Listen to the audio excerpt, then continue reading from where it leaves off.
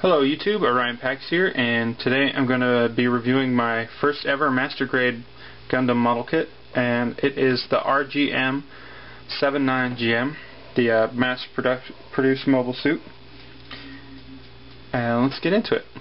So colors, as you can see, he's got the normal sort of red, yellow, and then his armor was a strange light blue color. Like this color here, and I didn't like it, so I did a light coat of a flat white over top of it with just spray paint, and I think it turned out pretty good. I really like it. And for the head on the faceplate and the little camera on the top, I just covered them in a green wash because they were clear before and you could see the dark gray pieces on the inside, and I didn't like it. I didn't think it looked very good. Alright, so let's get into it. Feet.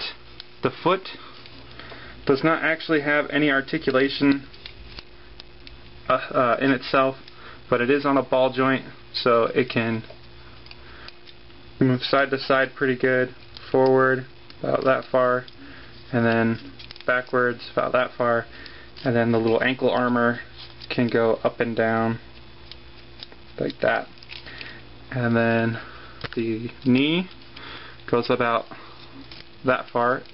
It is double jointed, but as you can see, it doesn't go a whole very far. And then there is a little armor plate here on the back that lifts up for some little engines there, and then the side skirts are all individually jointed here except for the back one. The back one is stationary. The leg moves out pretty decently, about that far, and it moves back in. It can move up pretty far. You don't even really have to move the side skirt out of the way. That's about as far as it goes. And for the side skirt, or the back skirt being stationary, it still comes back decent ways. And the torso, it kind of only goes about like that because it does have the core inside, but this front piece lifts up and you can see inside there. And the shoulders move all the way around. They only come up to about here. That's all the articulation. There's no play forward or backwards. There is a swivel right above the elbow, and the elbow is double jointed, but it still only comes up to about there. The wrist is a ball joint, so you get some good play there. And the hands, well, it has a few different hands, but these ones have these 3 fingers connected, one finger, the index finger, and then the thumb is on a ball joint, so they all move independently. And then the head is also on a ball joint, so it swivels. There's no play forward or backwards. The backpack, there's these little jets on the back that go up and down. The saber is on a little ball joint. And he has quite a few accessories. He has a shield that there's a couple pegs on it, and he can hold the shield in his hand right here. You can put the peg into his arm so it stays, and there's also a slot so he can have it pegged into his back. He's got 2 closed fist hands. He has a few different things for his backpack. This one here is to hold this, his super big bazooka thing. Whoops, I just pulled it off. That kind of just locks in there like that. The other is another little ball joint for the other beam saber, but I don't like to have both of them in there. And then the last one is just this little dark piece that has a little vent on it, so I guess it just kind of is a placeholder.